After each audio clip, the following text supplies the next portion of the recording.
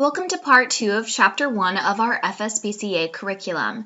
In this part, we are going to finish talking about subpart A, we'll take a look at subpart D, and then we will also go over subpart F, which is all of the records required to be in compliance with part 507.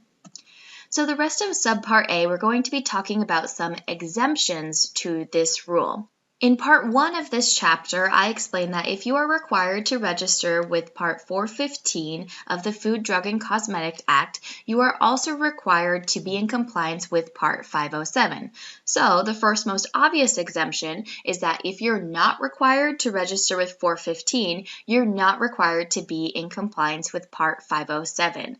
This includes farms and farm-type facilities, and we'll take a look at what exactly we mean by a farm in just a couple of slides here. It's important at this point to distinguish between subpart B and subparts C and E.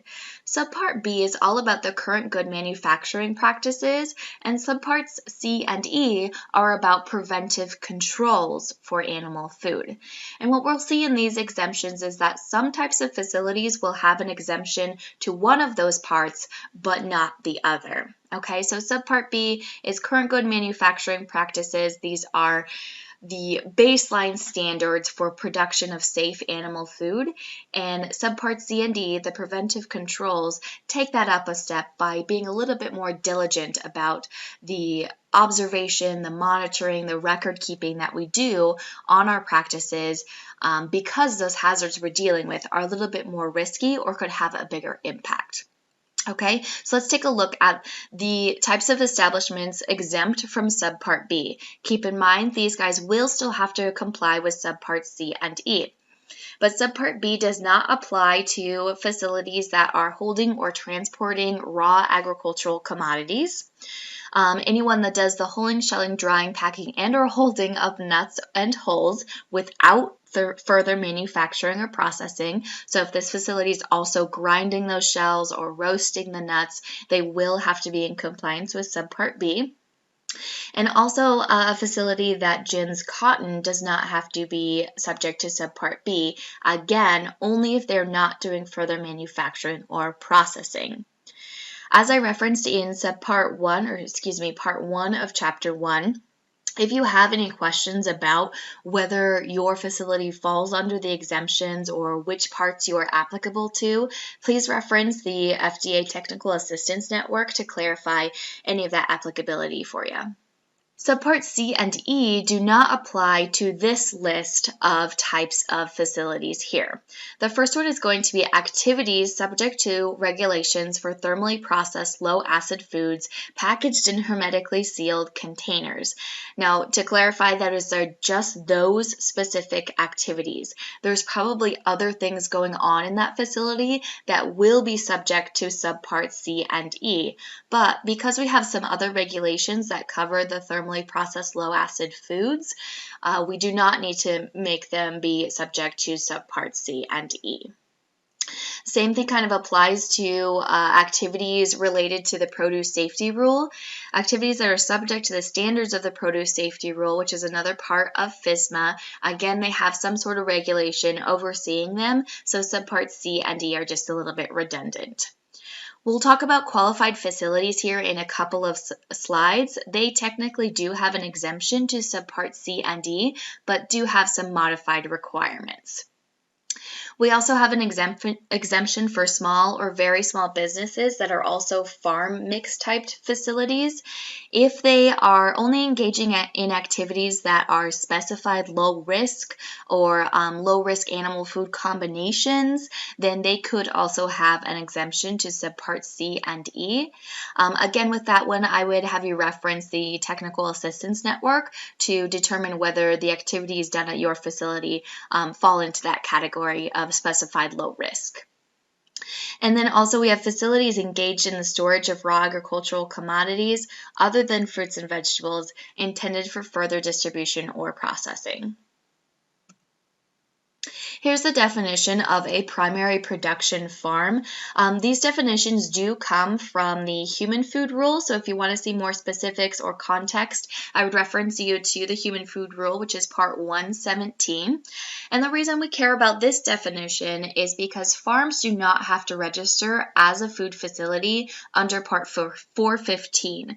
So that also means they do not have to be in compliance with part 507.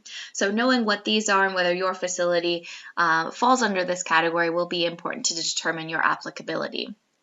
Now, mostly primary production farms are farms that are devoted to the growing of crops, harvesting of crops, the raising of animals, or any combination of these activities. These facilities can do some certain manufacturing or processing activities. For example, baling your alfalfa is still an okay practice and still keeps you under the definition of a farm. However, primary production farm does have to be under one management and one general but not necessarily contiguous physical location. Okay, so this is one entity that oversees all of the activities on this farm. Contract growers do not fall under this definition. Contract growers are technically outside the management of a primary production farm and therefore are not part of a primary production farm. A secondary activities farm is related to or connected to a primary production farm. Essentially, this is just a secondary location, but also still under the same management. So I think a good example of a secondary activities farm could be a packing house that is owned and operated by the same farm that grows the apples in an orchard. So the primary production farm would be the orchard itself, and the packing house would be the secondary activities farm. Okay, so again, these types of facilities do not have to register with 415, are exempt from Part 507. Now, we get this question a lot about how feed mills or on-farm feed mills play into this definition of a farm. And essentially what it comes down to is that feed mills that are part of a farm are exempt from registering as a food facility and are not subject to the rule if the raising animals and feed mill are under the same management and in one general location, and they are not selling any feed at all to any other farm. Once a single truckload leaves that farm to be sold to neighbor Joe, then that facility has to register with 415. So we've actually seen a few long-time relationships kind of being cutting those ties between neighbors, because once the exchange of feed happens, then this farm now has to register as a feed mill and as a food facility. Now, we're kind of expecting that in the future we're going to see some modifications to this rule that specifically apply to on-farm feed mills, but for now they are not subject to the rule until they sell to a third party. We're now going to get into this qualified facility exemption that I mentioned a little bit earlier. And the way I like to think of a qualified facility is that they're essentially a very small business that has some modified requirements for meeting Part 507, for being in compliance with Part 507. So first we need to figure out what a very small business is. And I mentioned this in Part 1 when we looked at the table of compliance dates, but here's the actual definition. Again, this is Appendix A, Subpart B, if you want to take a look at this definition. But this is a business, including any subsidiaries and affiliates, averaging less than $2.5 million, adjusted for inflation, per year during the 3-year period preceding the applicable calendar year in sales of animal food, plus the market value of animal food manufactured, processed, packed, or held without sale. So these are essentially our little guys, right? Our very small business, less than $2.5 million in sales and produced animal food value every year. Now, this number 2.5 million was actually established in 2011. So at this point in 2017, that's about 2.6 or 2.7 million. So keep that in mind if we're trying to calculate the adjusted for inflation piece of that. Again, if you're not sure whether your business falls under this category, you can submit a question to the FDA Technical Assistance Network.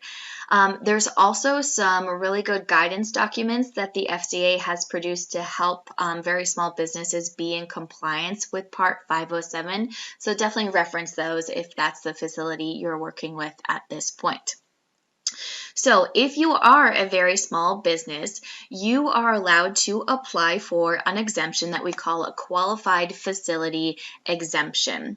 And essentially, a qualified facility is a very small business. There's a second piece that could have that applies to let you become a qualified facility, but it's kind of expected that most qualified facilities are going to meet the first definition of just being a very small business, and this second definition is going to be very select few facilities that actually fall under this category. But let's take a look at what a qualified facility has to do. Essentially, a qualified facility is not subject to subparts C and E, but they do have to do a couple of things. So this is 507.7 requirements that apply to a qualified facility. So this is their modified requirements here. Qualified facilities must submit attestations to the FDA that the facility, number one, meets the definition of a qualified facility. So meets the definition that they are a very small business. You're going to have some financial records, or you're going to be required to submit some financial records that support that definition. So keep that in mind. And then they're also going to have to include one of the two options right here. Option number one has identified potential hazards associated with the animal food being produced, are implementing preventive controls to address the hazards, and are monitoring the performance of the preventive controls to ensure such controls are effective. Okay, now that option is kind of what subpart C is. It's identifying the hazards and making sure that you're controlling them. So even though they have an exemption to subpart C, they're still having to control those hazards in a very methodical way, like you would be if you were subject to subpart C. Okay. Option two, they are in compliance with state, local, county, tribal, and other applicable non-federal food safety laws. There's just not a whole lot of those out there at this point that could help these qualified facilities get that option. So we're kind of expecting that any qualified facility is probably going to be going with option one. Now, it's required that these attestations be submitted every 2 years, beginning in 2020. So if you're going to go for this exemption, you need to have all of your paperwork ready in 2020 to submit your attestation, along with the financial records to support it. Now, what I have seen from talking to smaller businesses and very small businesses is that most people are opting just to be in compliance with subpart C, and they're not going to ask for this qualified facility exemption. Again, it's totally a business decision, but what we're going to see is that the requirements for subpart C say that we have to review our food safety plan every 3 years. And with this qualified facility exemption, we're actually sending paperwork to the FDA every 2 years. So it's a little bit, so even though it is an exemption, there is a little bit more work behind it that happens more often. So most facilities that I've spoken with are just going to choose to be in compliance with subpart C. Here's another exemption here that I kind of refer to this as the warehouse exemption. So this is 507.10, applicability of subparts C and E of this part to a facility solely engaged in the storage of unexposed packaged animal food. Okay, great. And essentially what this says is that subpart C and E don't apply to facilities that are solely engaged in the storage of unexposed packaged animal food. If there's other things going on in that facility, then they're probably subject to subpart C and E. If they're manufacturing, probably subject to subpart C and E. But just storage of unexposed packaged animal food, They are not required to comply with subpart C and E. However, there's a kind of a caveat built in here to the bullet point B. If your unexposed packaged animal food needs to be temperature controlled to minimize pathogens or toxin production, then you still need to control the temperature there. Which kind of makes sense, right? So here's all of that in kind of an easier to read format. If animal food requires time temp control to significantly minimize or prevent the growth of or toxin production by pathogens, the facility storing the animal food must establish and implement temperature controls, monitor those temperature controls, take corrective action if there's loss of temperature, verify that temperature controls are consistently implemented, and establish and maintain records of monitoring, corrective action, and verification. Again, all of those bullet points sound a lot like subpart C. So again, even though they have an exemption, there's a certain piece here where they're going to have to be doing some monitoring and documentation that they're actually controlling these hazards. I've spoken a little bit about the preamble before in part 1 of chapter 1. But I want to mention it here again. The preamble, it contains a lot of really good information about the context of these rules and commonly asked questions about these rules. So if you are a warehouse facility and want to see a little bit more context to this exemption, or actually any of these exemptions, I would refer you to the preamble to answer those questions. So here's another really important exemption for any human food facilities that are selling byproducts as animal food. Essentially what this says is that you do not have to comply with Part 507 if, number one, you're in compliance with Part 117 throughout the facility, and number two, you're not further manufacturing or processing that animal food. Okay? However, you also have to be in compliance with Part 507.28. So if you are a human food facility that has byproducts used for animal food, you need to be in compliance with Part 117, do not further manufacture that animal food, and be in compliance with 507.28. We're going to go over 507.28 later on in this course, but that's the holding and distribution regulation associated with animal food. It looks very similar to the holding and distribution of human food part, which is 117.95. Part D of 507.1 goes over some applicability and status that kind of overlaps with this human food production world. Essentially what this paragraph says is that you are allowed to manufacture your animal food under Part 117. So because Part 117 is a food safety rule and is honestly a little bit more stringent than Part 507, if you want to manufacture your animal food under Part 117, you are allowed to do that. So that's the end of Subpart A. Here's a look at Subpart B. We're going to cover this stuff in Chapter 2. This is all about the current good manufacturing practices. So we'll look at the different categories and look at some examples.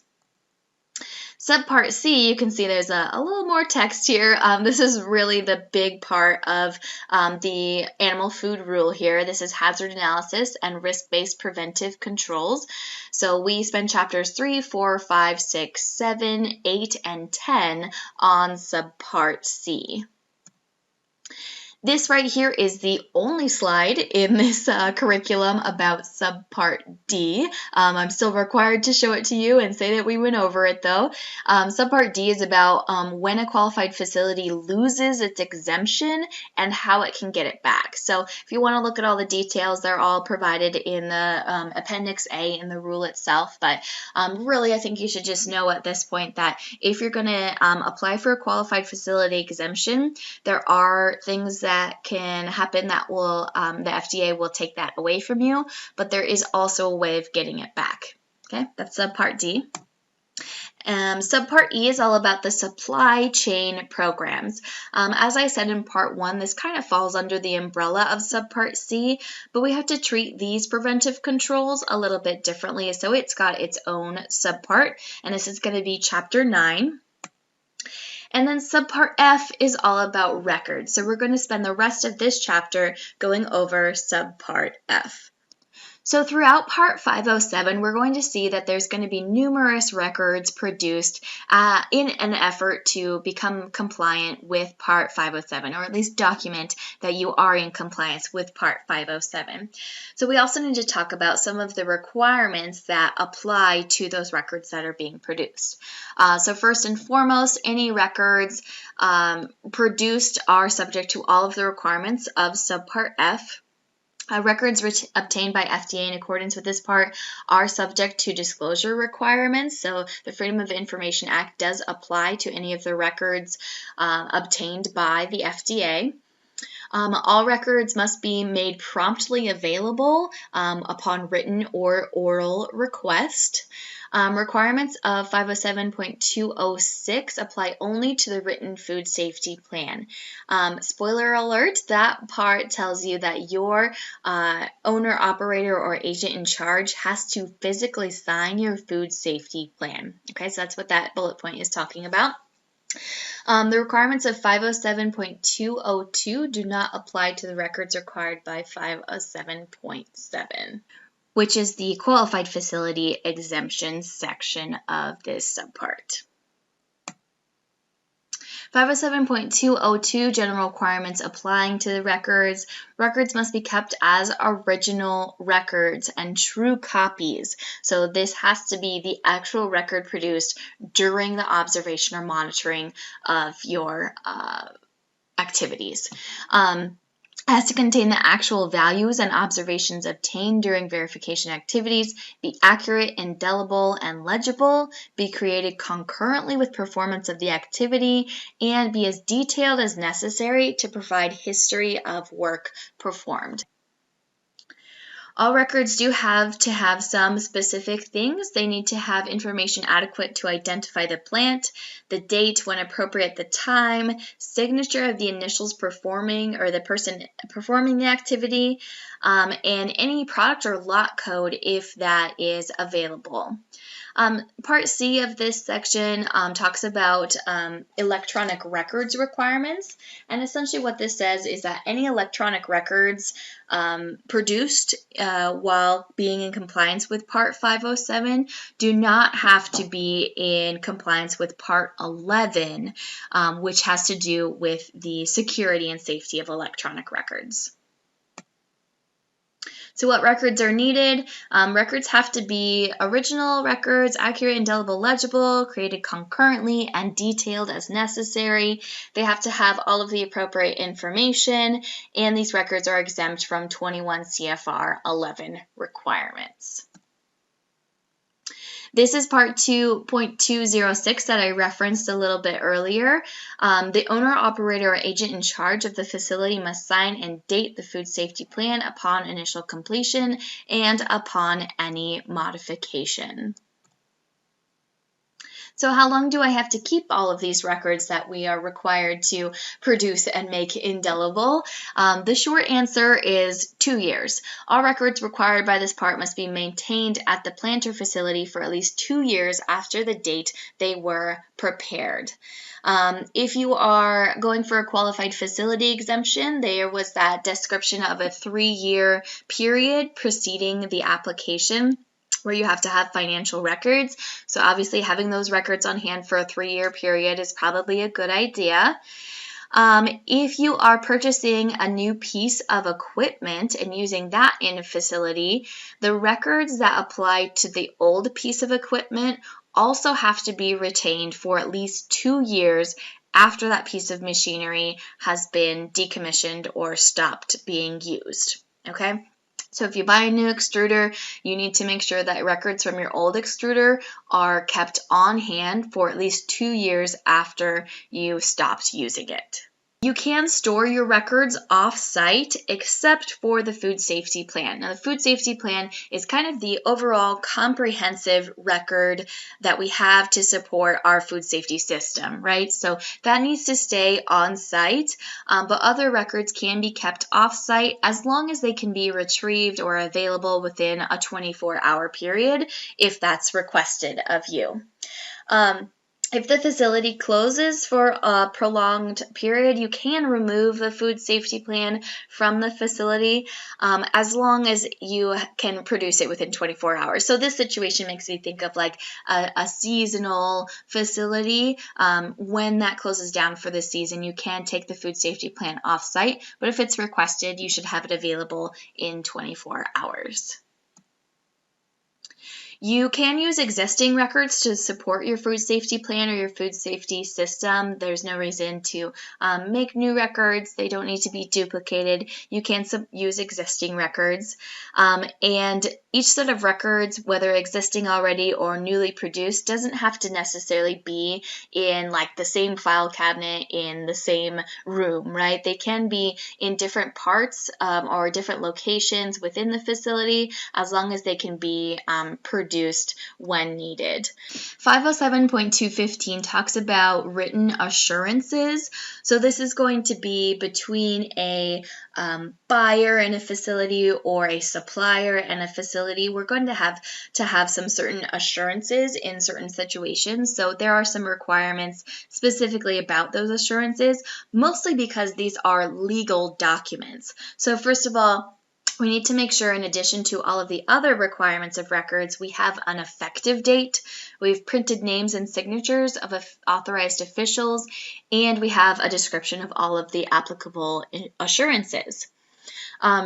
We also need to make sure to include an acknowledgement that the facility that provides the written assurance assumes legal responsibility to act consistently with that assurance and document its actions.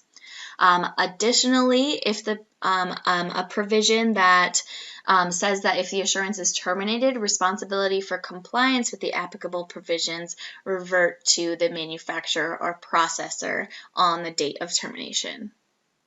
So to overview all of chapter 1, so we went through a lot of the rule itself. I know it can be a little bit much to kind of wade through right at the beginning, but again, you can always reference your Appendix A to go through any of that regulatory text and the preamble to see any context or interpretation.